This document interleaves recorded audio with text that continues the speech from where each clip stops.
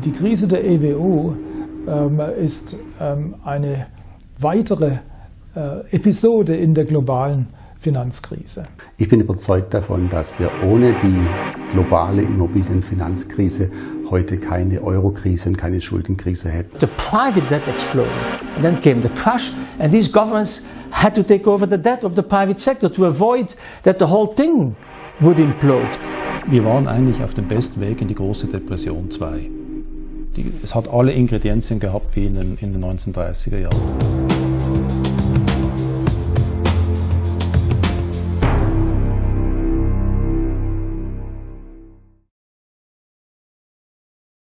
We cannot tell these countries, please go on for the next 10 years to do austerity, right? Because that will lead to a political backlash. If it is already going in that direction, extremism taking over, and we cannot afford to do that.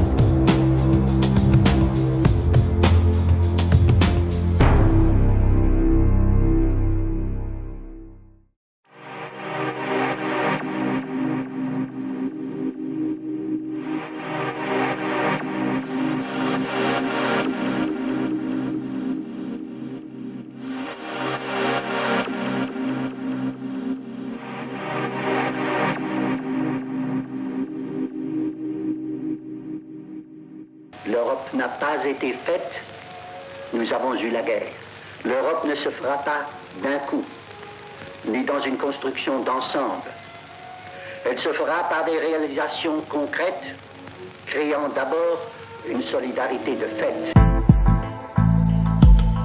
Establishing lasting peace in Europe through ever closer union among countries. This is the historical context of the European Economic and Monetary Union. When European politicians decided to create the monetary union, did they underestimate its complexity, sensitivities, and the risks? In Leuven, I meet with the Belgian economist Paul de Grauwe, the expert in European economics, and who is now a professor at the London School of Economics. A fantastic idea, monetary union, but there were a number of essential elements that were missing. And that then, once you had a financial crisis that originated in the US, were triggered and led to a crisis in the Eurozone. So we needed something external to reveal an internal problem. We had centralized money, one central bank, one currency, the euro, while the rest of economic policies was kept in the hands of nation states, of national governments, and everybody was doing his own thing. And as a result, some countries experienced a boom, others a recession. So the boom in Spain, in Ireland, in Greece, recession in Germany. We were all going in different directions.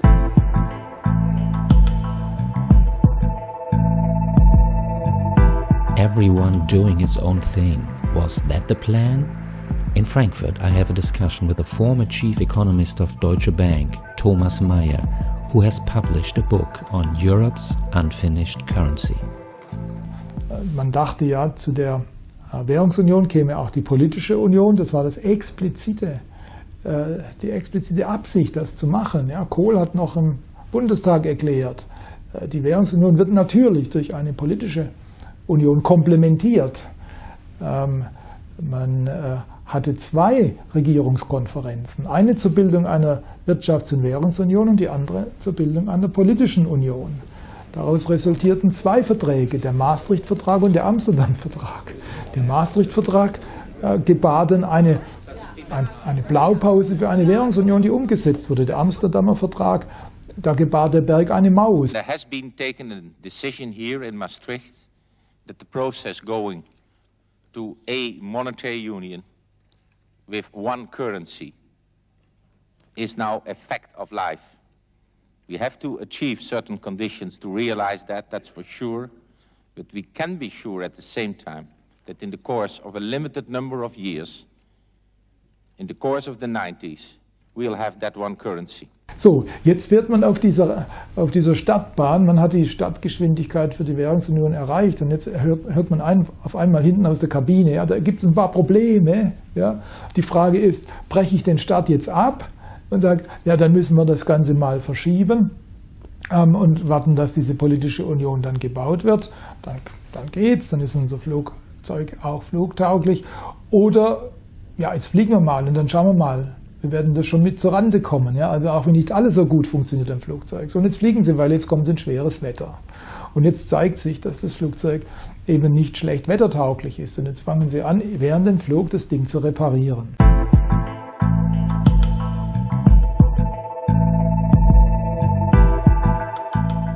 When the weather's nice, all seems fine. But what if a financial storm is building up? At the University of Bern, Professor Aimo Brunetti has taken a close look at the global financial crisis. In his book Never-Ending Crisis, he makes the point that the global financial crisis hit the peripheral Eurozone countries brutally and sent them into recession. Their public finances started to suffer. Wir waren eigentlich auf dem besten Weg in die große Depression 2. Es hat alle Ingredienzien gehabt wie in den 1930er Jahren. Und die haben wir in vielen Ländern eben nicht gehabt, weil wir massiv wirtschaftspolitisch gegengesteuert haben. Und weil wir haben, man könnte es negativ ausdrücken, weil man die Bubble versucht hat, noch ein bisschen zu retten, damit nicht alles gleichzeitig zusammenbricht wie in den 1930er Jahren. Und die Kosten sind halt, anstatt dass man einen gewaltigen Einbruch hat wie in den 1930er Jahren, dass man halt eine lange Periode tiefen Wachstums- und von Korrekturmaßnahmen hat. Und das ist wahrscheinlich trotzdem vorzuziehen der Situation in den 1930er Jahren.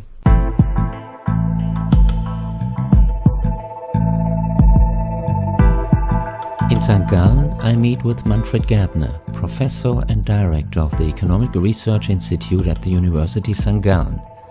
In an article on the Euro crisis, he writes that the global financial crisis that erupted in 2008 played havoc with government revenues and spending. The labels Euro sovereign debt crisis and Euro crisis are misnomers.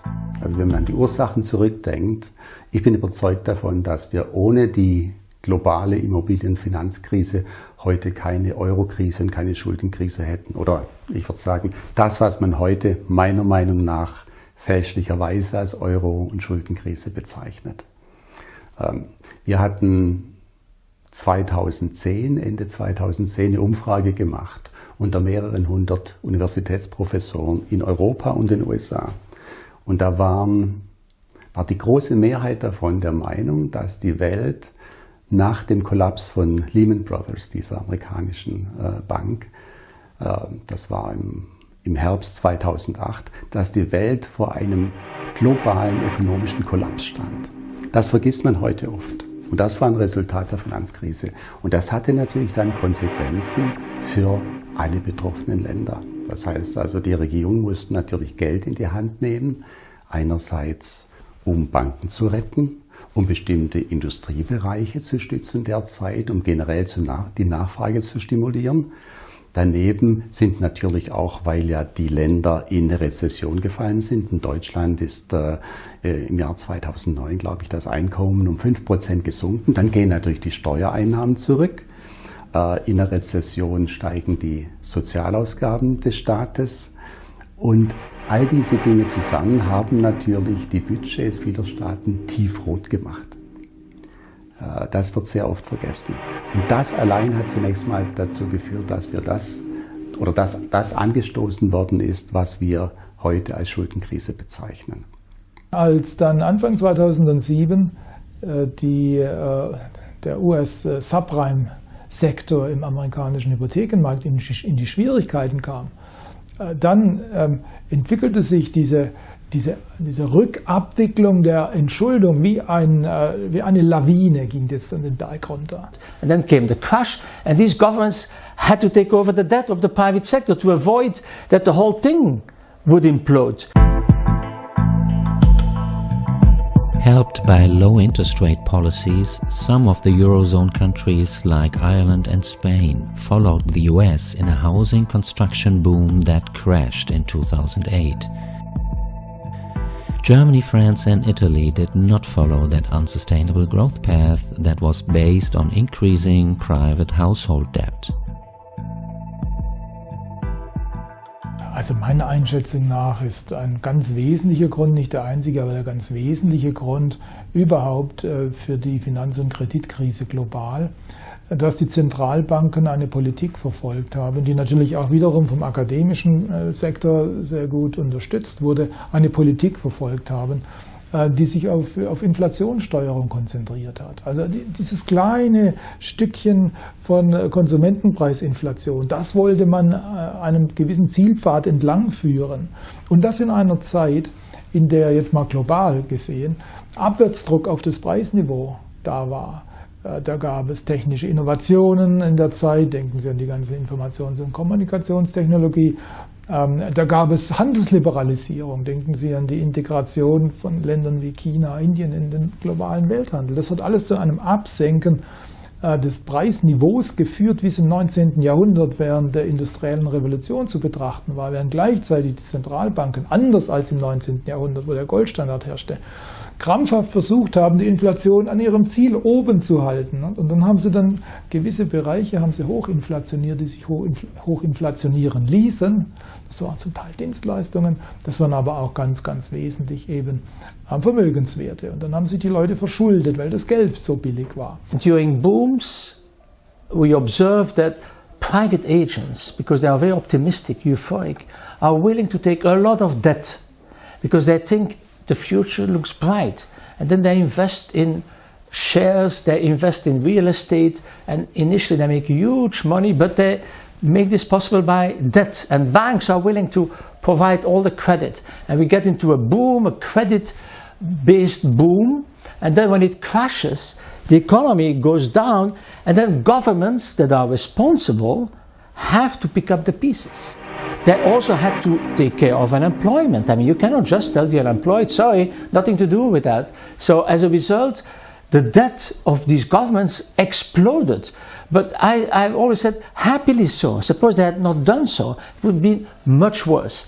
Greece is a special case because prior to the crisis, it was both the private and the government sector that was going on a run of debt accumulation, right? So it's a little more difficult. But the problem is that the Greek crisis emerged first, and as a result, it led to a misdiagnosis in many countries, saying, it's always governments that are profligate, spend too much. Therefore, let's apply the following template. We have to have austerity immediately, intense austerity. This may have been the right reaction for Greece, but not for Spain and Ireland, because there the problem was totally originating from the private sector. And this was not seen sufficiently. And rating agencies also did not see it. The sharp increase of public debt in the Eurozone came into the focus of markets and rating agencies. A widely respected study from the University St. Gallen on the role of rating agencies in the Euro crisis finds that many of the rating downgrades of the Eurozone's peripheral countries appeared arbitrary and could not be justified by rating algorithms. Man kann die Ratings, die vergeben worden sind für die bekannten europäischen Krisenländer wie Irland, Italien, Griechenland, Portugal, Spanien, nicht wirklich in Einklang bringen mit den Ratingprozeduren, die auf andere Länder und auf die Krisenländer früher vor der Krise angewandt worden sind. Da gibt es also massive Abweichungen. Also beispielsweise Irland ist um 6, 7, 8 Stufen schlechter bewertet worden von den Agenturen, etwa in den Jahren 2010, 2011, als sie aufgrund der allgemeingültigen statistischen Zusammenhänge hätten bewertet werden dürfen. The study finds that a nonlinear effect of ratings on interest rates may render rating errors or abuses self-fulfilling in a strict sense. Und diese Überreaktion der Zinssätze, die wirkt natürlich nachher zurück oder selbstverstärkend zurück in die Ratings. Dass unter Umständen dann die Ratings wieder reagieren, dass sie sagen, okay, ihr seht da, der Markt traut dem nicht mehr, verlangt hohe Zinssätze. Es wird für Italien noch schwieriger, seine Schulden zu bedienen. Wir müssen jetzt das Rating noch mal ändern und dann gibt es wieder diese Überreaktion. Suddenly the market got nervous about a number of governments, right? They were afraid these governments may have problems in servicing their debt, and then they attacked. They sold massively. As a result, the yields on these bonds shot up dramatically, even though during the time this happened, the fundamentals were not really deteriorating. But suddenly, fear set in the market, right? And that led to the mispricing. During the crisis, investors turned to the German and French bond markets. Many of them were forced by financial regulation to withdraw their capital from the heavily downgraded countries. This added to the increasing fragmentation of the euro capital market. A dangerous self-fulfilling downward spiral set in. And that, of course, led to all the rest. That is, suddenly these governments that were really attacked by financial markets found themselves with huge yields, interest rates. When they had to borrow afresh, they had to pay huge prices, and at the same time liquidity was withdrawn from their countries. So they were forced into austerity. They had no money. Suddenly the money had gone, and they were forced to immediately cut spending, increase taxes, which made things worse because these countries were suddenly pushed into a deep recession, and the immediate effect was that the budgetary situation of these countries even deteriorated because as a result of the implosion of the economy, government revenues declined. So this was really a vicious circle that had its origin in fear and panic. Right? And then forcing countries into what economists sometimes call a bad equilibrium. The country was pushed into a bad equilibrium. And these things can only be stopped by a central bank saying, but wait a minute, in moments of fear and panic, we will provide the liquidity. We are in a situation now where you have large parts of the euro area in what we call a bad equilibrium. Namely, an equilibrium where you have self-fulfilling expectations. You may have self-fulfilling expectations that generate, that feed upon themselves and generate very adverse scenarios. So there is a case for intervening to, in a sense, break these expectations, which, by the way, don't concern only the countries, the specific countries, but the whole euro area as such. In a hearing at the European Parliament, Draghi stressed that the ECB's outright monetary transaction interventions in government bond markets provide a fully effective backstop to avoid destructive scenarios. The ECB will only conduct transactions on secondary markets, buying from investors and not from governments.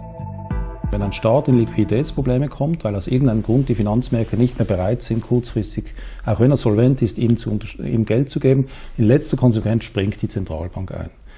Und das hat die EZB sehr lange nicht akzeptiert und hat eben nur limitierte Hilfe in Aussicht gestellt, bis eben dieser Schritt kam mit den Outright Monetary Transaction, zu sagen, wir handeln hier im Prinzip wie die Federal Reserve oder wie die Schweizerische Nationalbank oder wie eine andere Nationalbank, die in letzter Konsequenz ein Lender of Last Resort auch für den Staat ist. Und ich glaube, deshalb fände ich es ganz schlecht, wenn dieser Mechanismus jetzt durch Gerichtsverfahren unterbunden wird, weil das ist ein notwendiges Element einer Währungsunion. Das hat noch nichts mit Solvenzhilfe des Staates zu tun, also wirklich mit der direkten Unterstützung von Staaten, die sich aus Solvenzgründen nicht finanzieren können. Aber diese Liquiditätshilfe, die muss sein. Die ist entscheidend.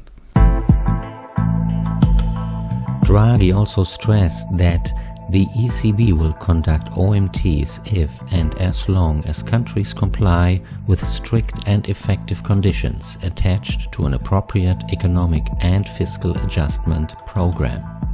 Im Euroraum ist es so, dass man natürlich einen riesen Moral Hazard schaffen würde, wenn man einfach diese Liquiditätshilfe problemlos geben würde. Deshalb muss man irgendeine Konditionalität aufbauen. Sobald man das macht, geht natürlich die Geldpolitik sehr, sehr stark oder die EZB sehr, sehr stark in strukturelle wirtschaftspolitische Fragen hinein. Und das ist, ich meine, das Bestmögliche ist, dass die OMT niemals aktiviert werden, dass das einfach eine Versicherung im Hintergrund ist und man gar nicht genau explizit wird, was man da verlangen wird. Sobald das OMT aktiviert wird, wird dieses Problem sehr, sehr groß sein.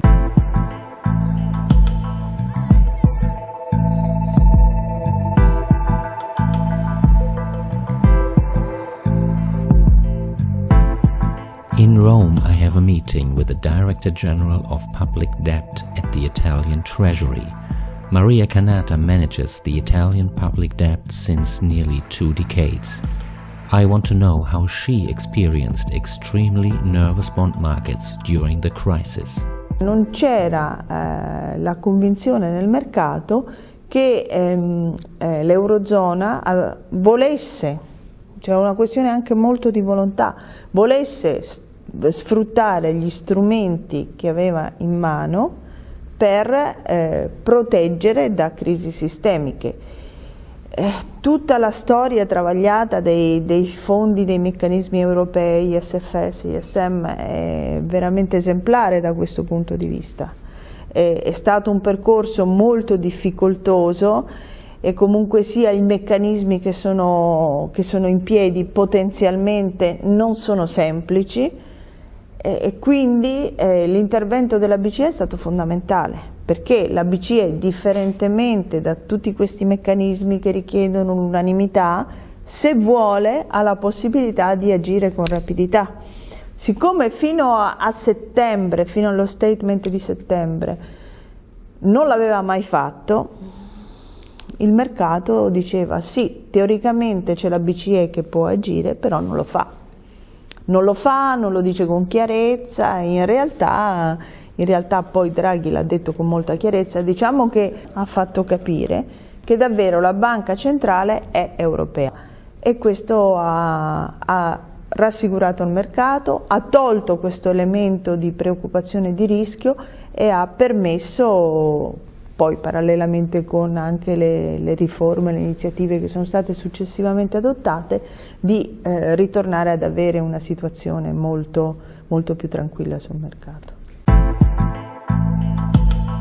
In 2012, fears for Italy and the Eurozone seem to have been overstated.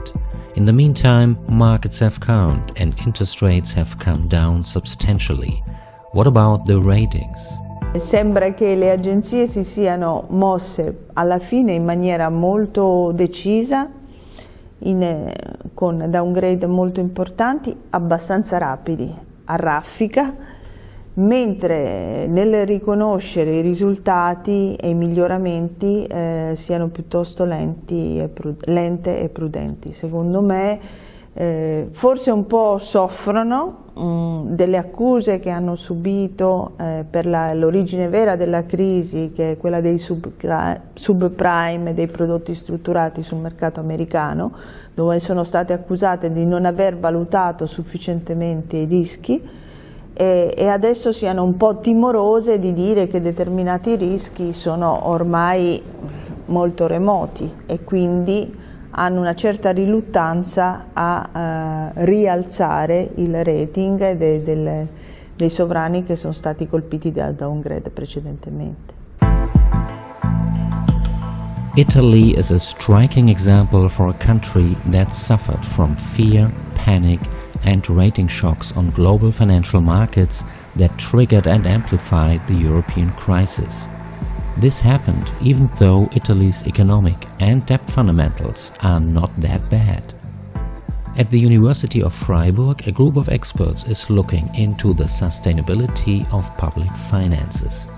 They sum up the existing debt, the budget deficit and the future unfunded obligations of pension and healthcare systems to get the actual total public debt of a country. Professor Bernd Raffelhüschen, an expert in generational accounting, thus generates the yearly sustainability ranking of government finances. In that ranking, Italy scores second best in Europe.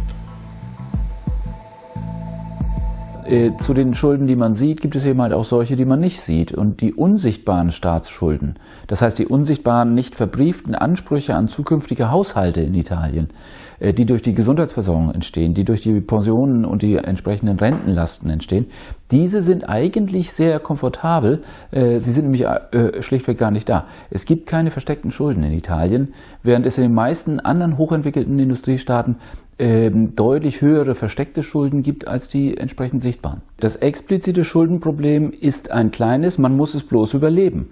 Denn langfristig ist die Staatsfinanzierung in Italien sehr nachhaltig gesichert. Das ist genau auch Ausdruck dieses Primärüberschusses. Denn wenn ein Land einen Primärüberschuss macht, dann kann es mit seinen normalen Einnahmen, seine normalen Ausgaben mehr als finanzieren, sodass eben halt etwas übrig bleibt, um die entsprechenden Staatsschulden abzubauen. Da ist Italien fast das einzige Land in Europa, das so komfortabel entsprechend steht. Alle anderen spielen eigentlich Kettenbriefe, denn die Zinsen, die sie für die Schulden zahlen, können sie aus entsprechenden Einnahmen, also aus ordentlichen Einnahmen, nicht refinanzieren. Italy seems outstanding in its capacity to generate future public wealth instead of debt. This is in sharp contrast to most other countries where implicit debt levels of social security systems are a multiple of the published government debt levels.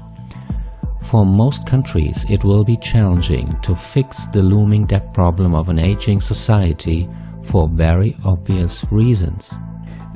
Diese Reformen, die uns bevorstehen, sind Reformen, die wir gegen den Wählerwillen durchdrücken müssen.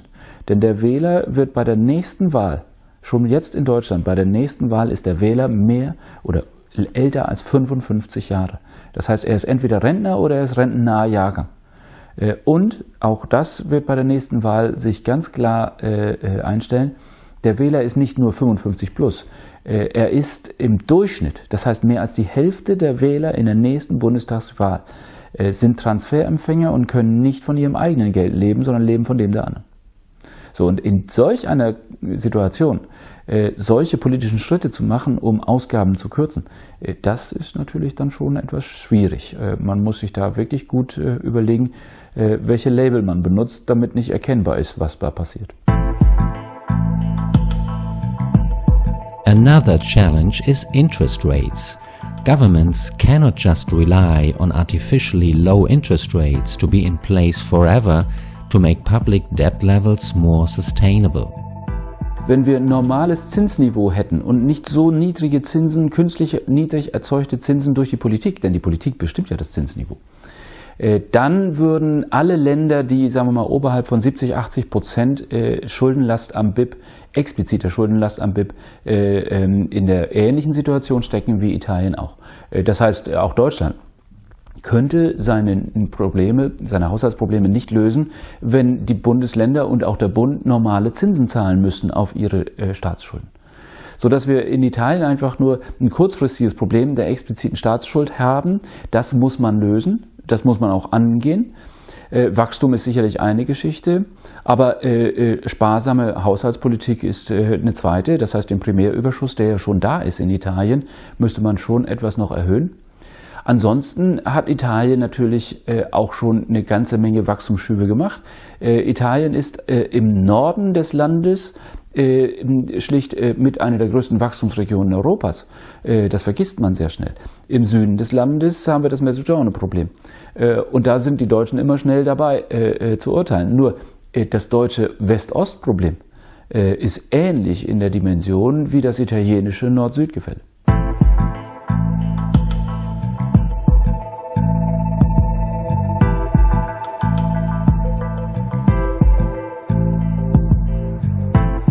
It seems a paradox that Italy, a country that actually helped to rescue others, came itself into the focus of the European crisis in 2011 and 2012.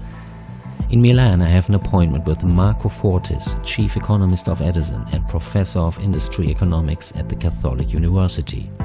In his studies on the crisis, he points out that l'Italia è il secondo paese europeo per valore aggiunto industriale, è il secondo per turismo, è il secondo per agricoltura.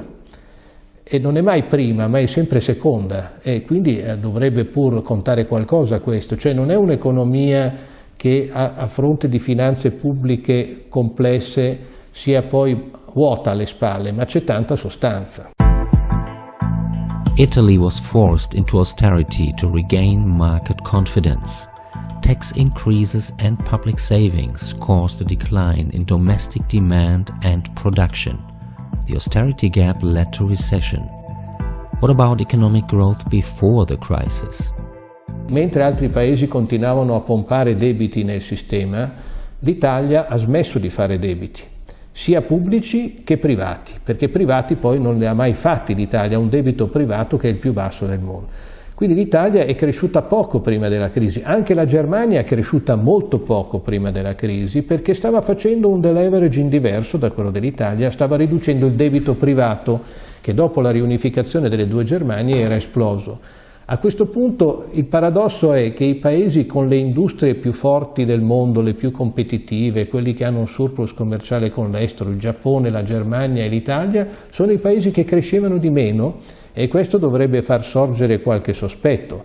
Questi paesi stavano, è vero, praticando dei deleveraging privati o pubblici, privati Giappone e Germania, pubblici l'Italia, ma anche non stavano immettendo tanta nuova droga nel sistema, anzi stavano cercando di crescere in modo sano prima della crisi. Altri paesi invece crescevano molto ma hanno creato le premesse per uno sfascio anche dei conti pubblici, perché i debiti privati sono stati pagati dal settore pubblico, i salvataggi delle banche se li sono accollati sostanzialmente i contribuenti. Whereas many countries lost control over their budgets during the global crisis, Italy seems to have continued to stand out in the high accumulation of primary surpluses. Ma nel 2011 l'Italia era il paese con l'avanzo statale primario più alto d'Europa assieme all'Estonia. Eppure è stato un paese bersagliato allo stesso modo come l'Irlanda, la Grecia, la Spagna e il Portogallo, che avevano dei bilanci dello Stato totalmente devastati dalla crisi. Aufgrund der makroökonomischen Daten und auch aufgrund dessen, was ich im Bereich der Politik sehe, ist es eigentlich nicht recht gerechtfertigt gewesen, dass man Italien so behandelt hat von Seiten der Finanzmärkte. Und das sieht man übrigens auch wieder, das gilt auch für die Ratings. Il rapporto debito-PIL per tanto tempo è stato considerato un tema sì importante ma non così decisivo. Invece a un certo punto le agenzie hanno cominciato a sottolineare che la crescita è stata debole per un lungo periodo e che quindi il rapporto debito-PIL era più problematico. Tutti coloro che in questi anni hanno applicato rigidamente questi pochi parametri per capire lo stato di salute dell'economia, sostanzialmente debito pubblico-PIL e crescita del PIL, un po' come se un medico del 2013 usasse ancora solo gli strumenti del medico di campagna dell'Ottocento per capire che tipo di malattia ha un malato. Allora, come è possibile usare solo questi due parametri quando è stato dimostrato che non solo la crescita del PIL degli ultimi anni nel mondo avanzato è stata drogata dal debito privato, cioè da un altro soggetto ignoto, almeno fino al 2008, nessuno si occupava del debito privato e invece la crescita di un 60-70% dei paesi, Stati Uniti, Gran Bretagna, Irlanda, Spagna, Olanda, tantissimi paesi, sono cresciuti tanto perché stavano facendo crescere il debito privato in una maniera abnorme. Tutti si diceva questi paesi sono dei modelli perché hanno un basso debito pubblico e perché hanno un PIL che cresce molto. Risultato finale sono stati questi paesi a causare la crisi mondiale che è scoppiata nel 2008, non la Grecia. Die ganze Frage, ist das amerikanische Wachstum der letzten 10, 15 Jahren, ist das wirkliches Wachstum oder ist das einfach eine Bubble? Eine Verschuldungsbubble, die einfach ein übersteigertes Wachstum hatte. Und man kann andere Länder nehmen, man kann Spanien nehmen, man kann Irland nehmen, wo ähnliche Entwicklungen passierten. Das war wirklich, ich meine, das war die vorherrschende Meinung vor der Krise, dass man kann eine Bubble nicht erkennen und die Greenspan-Doktrin, man kann dann nachher dafür sorgen, dass die Folgen nicht so schlimm sind. Aber ich glaube, das ist schon, was ja eigentlich auf eine Art ein bisschen speziell ist, weil wenn man die Geschichte anschaut der Zentralbanken, sie sind ja ursprünglich geschaffen worden, um Finanzstabilität zu garantieren, um Asset Price Übertreibungen zu verhindern. Aber die Doktrin in der Nachkriegszeit wurde immer stärker, Konsumerpreis ist das Einzige, das man direkt mit der Geldpolitik beeinflussen kann, und solange das in Ordnung ist, ist es gut. Und da gab es natürlich schon einen Haufen Zeichen von extremen Verwerfungen bei den Asset Prices. Und das wird sich schon ändern jetzt in der Geldpolitik. Also, ich meine, wir sehen jetzt in der Schweiz im Moment, die Zentralbank, also die Nationalbank spricht in jedem Statement über die Immobilienpreise und die Gefahren, die über den Immobilienpreisen.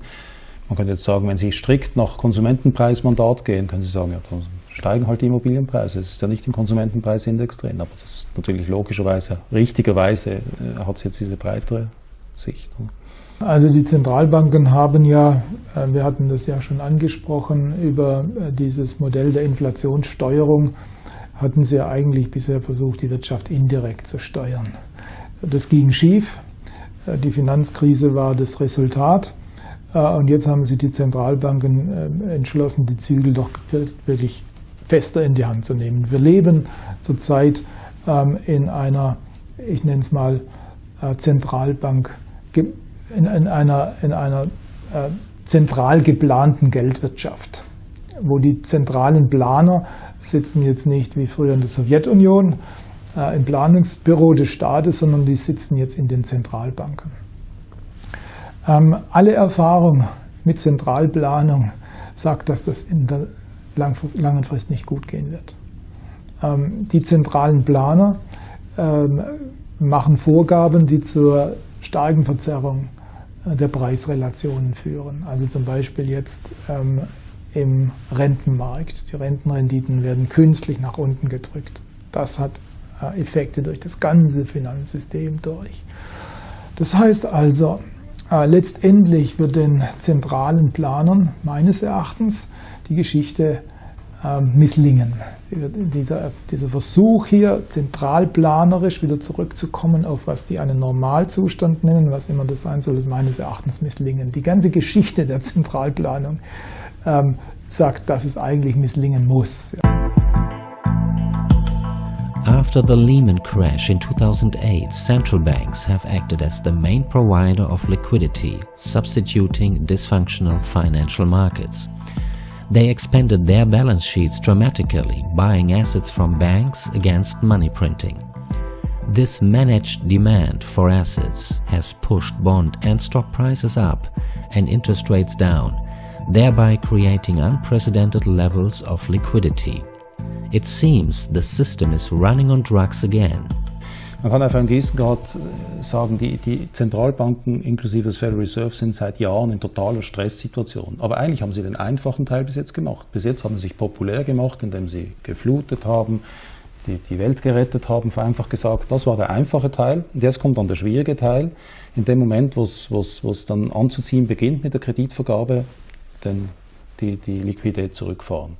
Und möglicherweise riskieren, dass man den Aufschwung abwürgt. Aber das wird alles nötig sein, weil man sonst in ein gewaltiges Inflationsproblem und in ein Währungsproblem hineinkommt. Weil natürlich idealerweise müsste das halbwegs koordiniert passieren, weil man sonst riesen Wechselkursverwerfungen hat. Ein Problem, das gerade für die Schweiz zum Beispiel sehr, sehr groß ist. Also ich glaube, diese Rückführung der extrem expansiven Geldpolitik, das ist die große mittelfristige Frage, wie man das hinkriegt. Und da ist man auf uncharted territory, hat es noch nie gegeben. Was bedeutet das? Es bedeutet im Wesentlichen, dass unser jetziges Geldsystem kompromittiert wird. Es wird kompromittiert. The global financial crisis has generated risks for the entire monetary system and for the euro. Does Europe's common currency end up as the scapegoat? Somehow we have dealt with the crisis in the financial markets, the risks that were in the financial markets, right? Mainly to the ECB. But now the risks have moved into the political and the social sphere, and that we cannot control as well, right?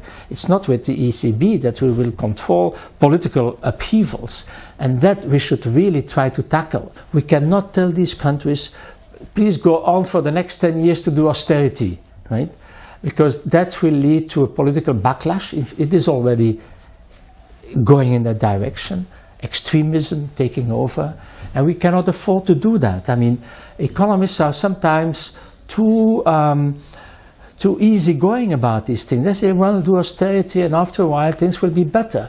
But there are limits that you cannot go over. If you do too much for too long this, then the political and social implications can be so intense and so destabilizing that the whole thing collapses. Also diese Sparpolitik beispielsweise, die man jetzt, also mit dem Argument, das Ganze ist ein Schuldenproblem, die Staaten haben über ihre Verhältnisse gelebt, die man deswegen implementiert, die bringen einerseits, also ein Beispiel ist ja die horrende Jugendarbeitslosigkeit in verschiedenen europäischen Ländern, die gefährden ja letzten Endes das ganze europäische Projekt und haben uns möglicherweise im gegenseitigen Vertrauen zwischen Ländern um Jahrzehnte zurückgeworfen. Se si segmenta l'Europa in tante nazioni e si pratica il dividi et impera, ma il dividi et impera lo praticano gli altri, l'Europa non riuscirà mai a essere al passo con la globalizzazione e a sfidare gli altri grandi del mondo. Ha bisogno di essere un continente unito.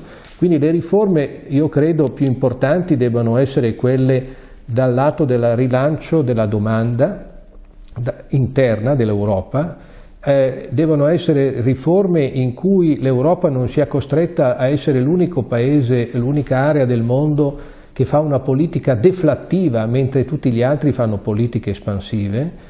Deve essere soprattutto un paese, un'area che non deve dimostrare al mondo di avere un debito pubblico fuori controllo. Il debito pubblico dell'Eurozona, in rapporto al PIL, è più basso di quello degli Stati Uniti e del Giappone, quindi i mercati dovrebbero credere di più nell'Europa, ma hanno bisogno di credere in un'Europa unita, non di un'Europa dove ci sono paesi forti ed altri apparentemente deboli. In realtà i paesi europei divisi sono tutti deboli.